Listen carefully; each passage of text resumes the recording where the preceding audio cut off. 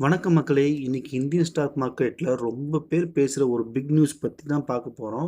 39,600 கோடி வந்து foreign investment உள்ள வந்திருக்கு. ஜப்பானோட பேங்க் ஸ்ரீராம் ஃபைனான்ஸ் மேல வந்து இன்வெஸ்ட் பண்ணி போறாங்க. இது எல்லாத்தையும் கிளியரா எக்ஸ்பிளைன் பண்றேன். வீடியோ ஸ்கிப் பண்ணாம பாருங்க. டிசம்பர் 19ஆம் தேதி ஸ்ரீராம் ஃபைனான்ஸ் ஒரு மெகா அனௌன்ஸ்மென்ட் பண்ணியிருக்காங்க. ஜப்பானோட எம்யூஎஃப்ஜி பேங்க், அதாவது மிட்சுபிஷி ஃபினான்சியல் குரூப், ஸ்ரீராம் ஃபைனான்ஸோட 20% ஸ்டேக்கை அக்யூர் பண்ண போகுது. டோட்டல் இன்வெஸ்ட்மெண்ட் வந்து 39,400 கோடி. இதுதான் இந்தியாவோட ஃபினான்ஸ் செக்டர்ல பிக்கெஸ்ட் எஃப்டி டீல். இந்த டீல் அனௌன்ஸ் பண்ண அப்புறம் ஸ்ரீராம் ஃபினோட ஷேர் வந்து 5% மெகா ஜம்ப் இருக்கு. 52 வாரத்தில் இல்லாத அளவுக்கு ரூ. 949.80 ஸ்டாக் க்ளோஸ் ஆயிருக்கு.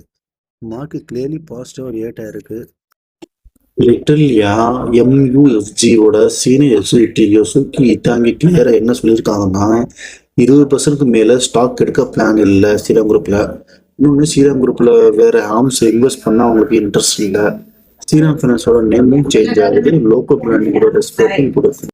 சரி, இப்போ ஸ்ரீராம் ஃபைனான்ஸோட மேனேஜ்மெண்ட் என்ன சொல்லுவாங்க பார்ப்போம். MD and CEO Parag Sharma சொன்னது என்னன்னா, ரீட்டைல் கிரெடிட் growth ரொம்ப இன்க்ரீஸ் ஆகும், ப்ராடக்ட் பேஸ்ட் டிஸ்ட்ரிபியூஷன் எக்ஸ்பெண்ட் ஆகும், ரெண்டல் ஃபினான்ஸ் தான் மெயின் ஃபோக்கஸாக இருக்கும். இன்னொன்று வந்து, இது பேங்க் ஆகுமா, ஸோ எதனாலும் ஜப்பான் கம்பெனி இதில் டேக் பண்ணால இது பேங்க் ஆகுமான்னு கேட்டிருக்காங்க. அது ஒரே கோட்டா மஹிந்திரா பேங்க்ஸில் கேட்டது என்னன்னா, ஸ்ரீராம் ஃபைனான்ஸ் என்பிஎஃப்சி கண்டினியூ பண்ணுமா, இல்லாட்டி ஃபியூச்சரில் பேங்க் அப்ளை பண்ணுமா. அதுக்கு மேனேஜ்மெண்ட் கிளியர் ஆன்சர் சொல்லியிருக்காங்க. பேங்க் லிஸ்ட் இப்போ டிஸ்கஸ் கூட இல்லை, ஸ்ட்ரக்சரில் எந்த சேஞ்சும் இல்லை. என்பிஎஃப்சி இருக்குது, ரொம்ப அட்வான்டேஜ். கஸ்டமைஸ் ஃப்ரீடமாக இருக்குது, ரீட்டைல் லேண்டிங் ஆப்பர்ச்சுனிட்டியும் இருக்குது.